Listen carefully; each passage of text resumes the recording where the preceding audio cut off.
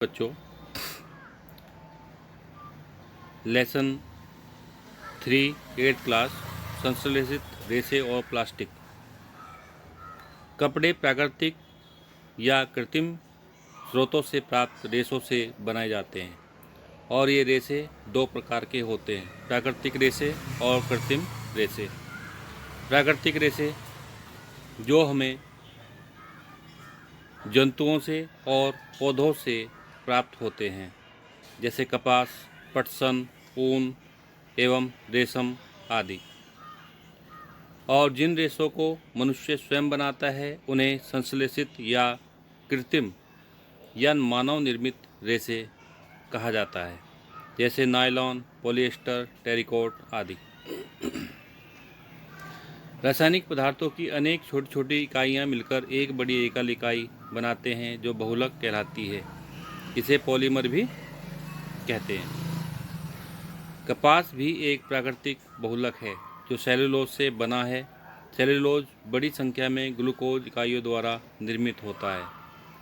Cellulose एक विशेष प्रकार का कार्बोहाइड्रेट्स है जो प्राकृतिक रूप से पेड़ पौधों में पाया जाता है।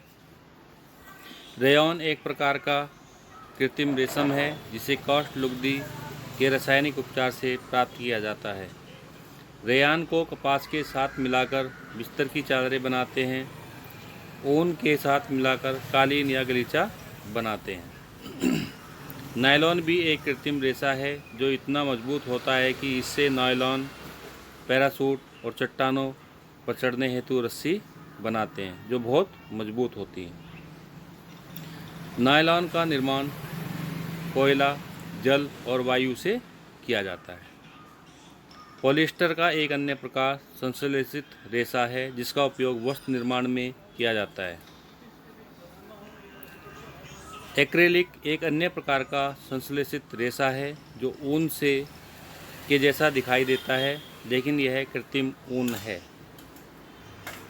संश्लेषित रेशों के गुणधर्म: ये शीघ्र सूखते हैं, अधिक चलाऊ होते हैं यानी कि अधिक चलते हैं, कम महंगे होते हैं, आसानी से उपलब्ध होते हैं और रखरखाव में सुविधाजनक होते हैं। संश्लेषित रेशों की तरह प्लास्टिक भी एक बहुलक पॉलीमर है जिसे कोई भी आकार दिया जा सकता है। इसका पुनः चक्रण भी हो सकता है।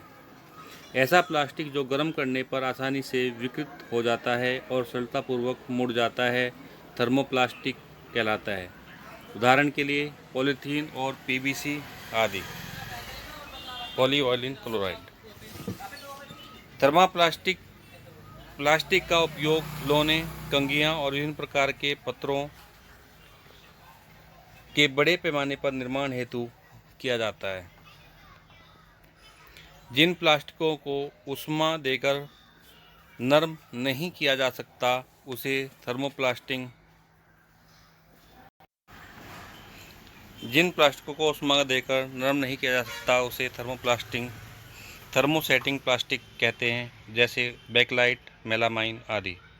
बैकलाइट ऊष्मा एवं विद्युत का कुचालक है, यानी कि इसमें करंट प्रवाहित नहीं होता, इसलिए इसका उपयोग कुकर के हत्थों, बिजली के स्विच आदि बनाने में किया जाता है। मेलामाइन एक बहु उपयोगी पदार्थ है जो आग का प्रतिरोधक है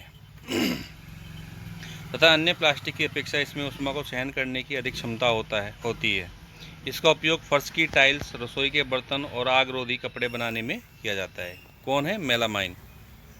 आग बुझाने वाले कार्मिकों के परिधानों पर मेलामाइन की परत चढ़ी होती है जो उसे अग्निरोधक बनाती है, यानी कि आग उस पर कोई असर नहीं करती है।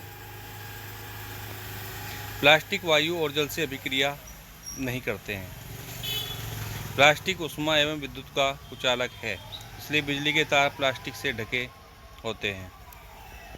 टेफ्लॉन एक विशिष्ट प्रकार का प्लास्टिक है जिस पर तेल और जल चिपकता नहीं है, इसलिए इसका उपयोग भोजन पकाने के पात्रों पर न चिपकने वाली परत के रूप में किया जाता है। माइक्रोवेव ओवन में भोजन पकाने के लिए विशिष्ट प्लास्टिक पात्र उपयोग में लिए जाते हैं जिन पर ऊष्मा का कोई प्रभाव नहीं पड़ता है। ऊष्मा भोजन को तो पका देती है परंतु प्लास्टिक पर प्रभाव नहीं डाल पाती है। वह पदार्थ जो प्राकृतिक प्रक्रिया जैसे जीवाणुओं की